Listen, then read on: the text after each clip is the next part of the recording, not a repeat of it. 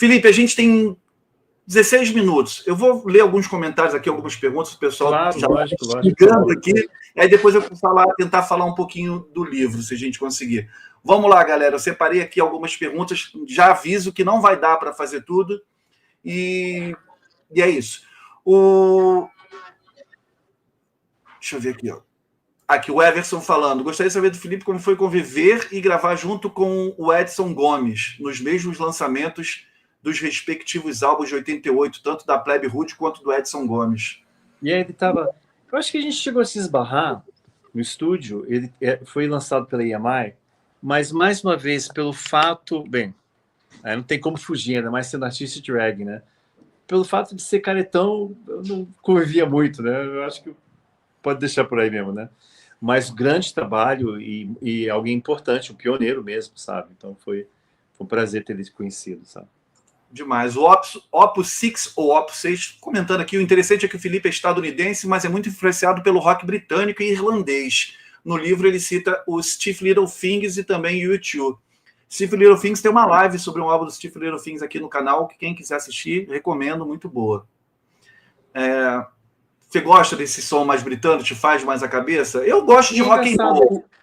O punk, eu peguei o punk americano, mas eu peguei o punk mais nova-iorquino, né? Eu não gostava da costa oeste, só peguei costa leste. Então era Talking Heads, Television, Ramones, Blondie, um pouco pop demais pro meu gosto, né? E o inglês tudo, sabe? The Damned, The Clash, Sex Pistols, uma banda importantíssima para mim, Killing Joke, e XTC, que se escreve XTC. E talvez a banda mais recorrente... Eu tenho um programa de rádio aqui em Brasília chamado Capital do Rock, que vai ao ar na Rádio Justiça 104,7 FM, 3 vezes por semana, né? Reprise, né? Toda semana um programa novo. E volta e meia o XTC. O programa é sexta, sábado, domingo. Para quem estiver em Brasília, sexta, sábado, domingo, 8 da noite. E legal que é uma FM que dá para o Distrito Federal em torno inteiro, né? Que é punk para as massas, né? Muito e o bom. XTC é sempre recorrente. Então, procura essa banda, pessoal. XTC, XTC. Não sei explicar. Talvez a banda mais importante para mim. Até mais que The Clash. E The Clash, lembra, é o denominador em comum de tudo. Sabe, Joe Strummer é Deus, assim. Não sei explicar. Quando eu vi London Calling, né? Mas a minha primeira experiência mesmo foi ter ouvido Steve Little Things, né? E quando eu vi aquela música 78 Revolutions per Minute, eu falo isso no livro, tem uma hora que ele grita Revolution antes do solo. É espetacular. Sensacional. Rodrigo Rolo comentando aqui, em termos de atitude, sempre tive para mim que o Felipe Seabra era como o nosso Peter Townsend. Opa, talvez no tamanho do nariz, né? O Ebbish falava isso, né? O Ebbish, né, me chamava de melhor mão direita do rock brasileiro. Mas tinha uma coisa, aquela coisa de rodar o braço, assim, lembra, a gente não tinha vídeo, né? Então eu via a foto dele. Só que ele rodava de baixo para cima. Aí eu fui fazer isso no show, né? Deve ser assim, né? Só que eu fiz assim para baixo, fiz... Minha mão bateu na mão, quase quebrei. Minha mão bateu no braço, eu quase quebrei. Né? Mas meu estilo de guitarra é muito... Sabe qual talvez a diferença da nossa época, assim? É que ainda estava se criando estilos. É claro que tudo não tem influência, mas a gente desencostava.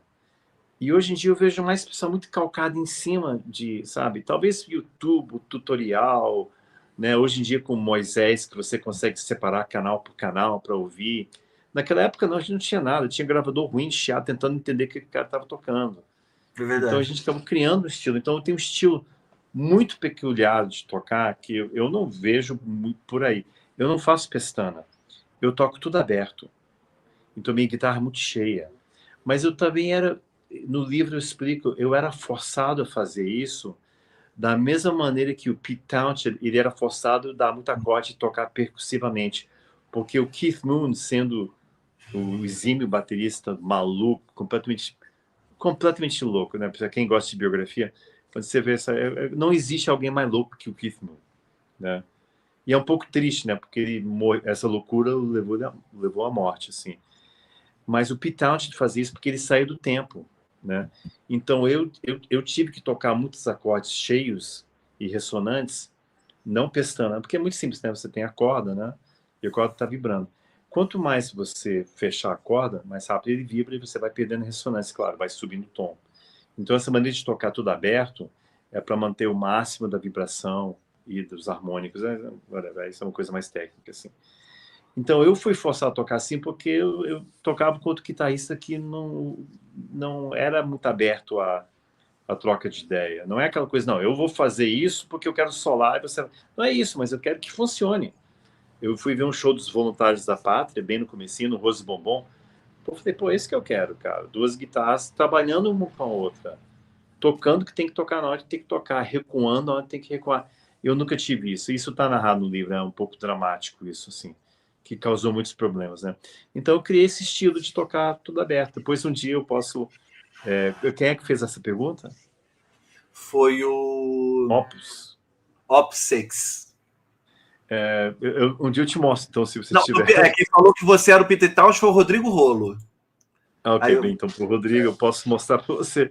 Não tem, mas é uma maneira meio difícil, porque quando eu componho uma música, se eu descobrir que a melodia está fora da minha região, eu não mudo o acorde, eu não posso transpor. Como é tudo aberto, afinação normal, tudo aberto, eu mudo a melodia. Olha que loucura. Não dá para transpor. Se você tocar Ramon, ué, tá ruim? Sobe um tom. Ou, entendeu? Eu não posso fazer isso, né? Então, é um estilo que funciona. Dá trabalho, mas funciona. Mas funciona. O Rock and Roll Extravagança falando aqui. Olá, Felipe. Cara, a Plebe é a banda mais alta do Brasil. Tem uma curiosidade. Qual é a sua altura e a do André? Abraço e sucesso Isso sempre. é engraçado. Assim, é mais alta. Eu pensei que estava mais alto nível, mais Mais alto alto padrão. volume. Não, mais alto de altura, né? Isso é verdade. O nosso baterista, a gente chama ele de anão, né? Que ele é um pouquinho mais baixo que a gente, Caputino. E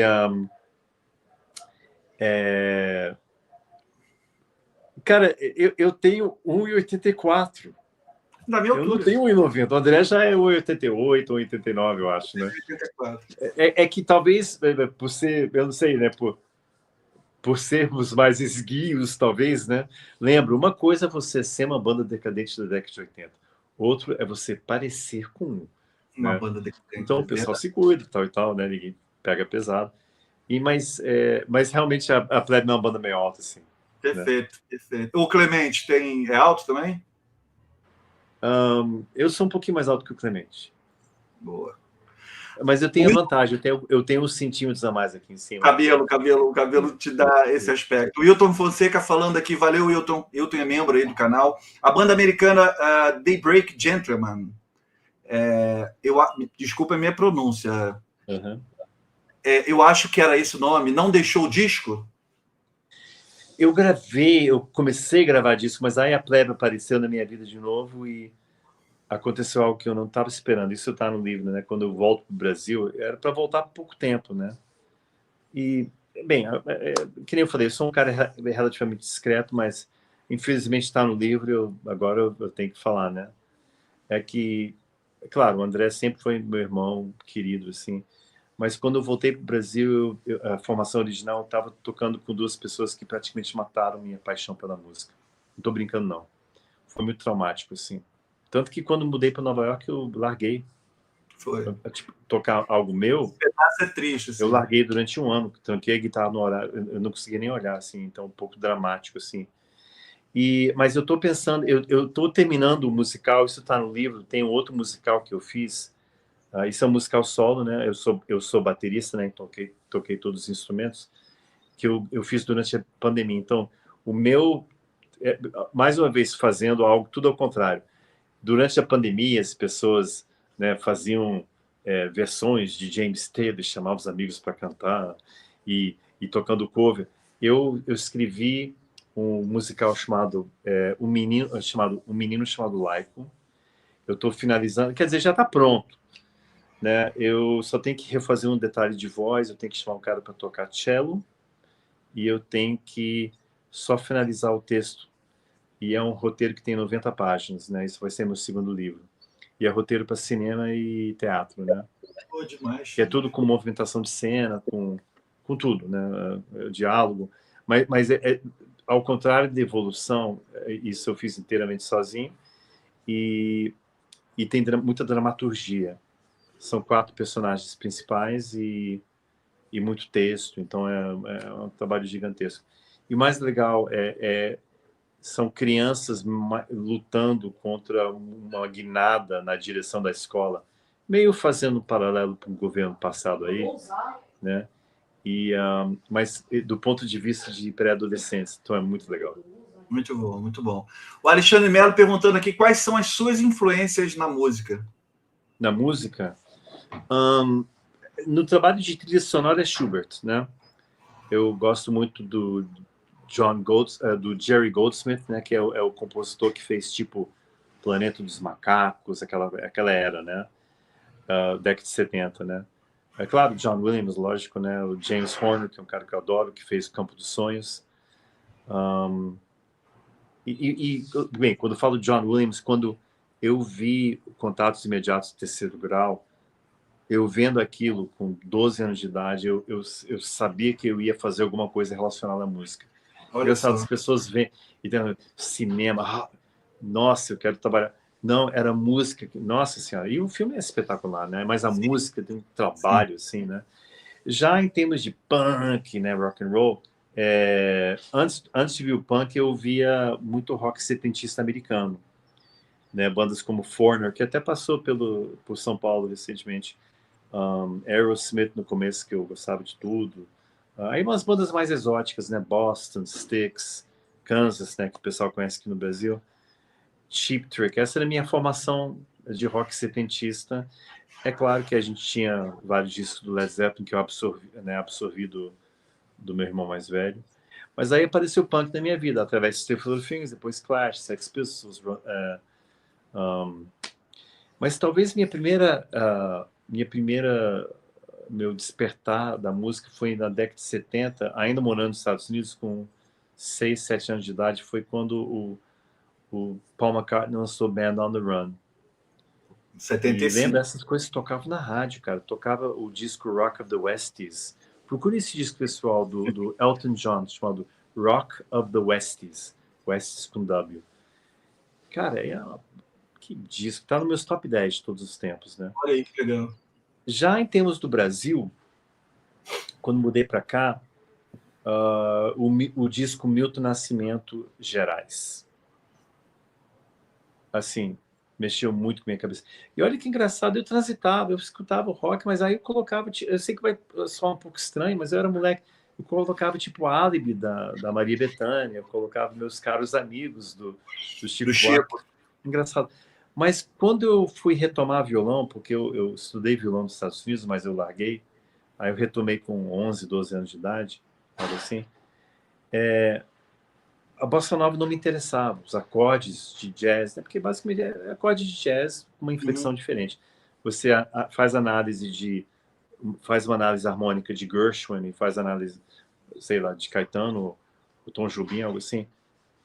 Não é muito diferente, não, é só uma inflexão, mas que inflexão, né? A bossa nova mudou tudo, né? Mas não me interessava isso, sabe? Essa cor, né? É uma cor, né? Os acordes resolutos do folk e do rock que me atraiu.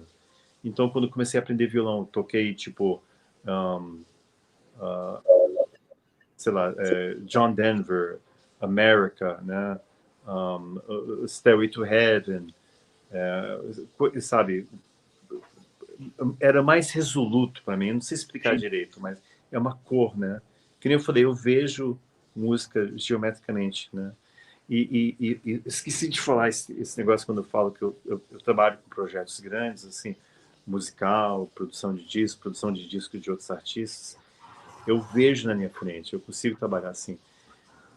Um filme, por exemplo, você vê a trilha sonora de um filme, né? Aqui vai entrar música, aqui não sai, aqui silêncio, aqui trabalho, aqui volta essa trilha e tal, esse trecho. Primeiro, segundo, terceiro, quarto ato, você vê na sua frente. Esse livro foi exatamente isso, só que 1 quilômetro para lá e 1 quilômetro para cá, sabe? foi puxado. Foi puxado. Imagino, eu imagino.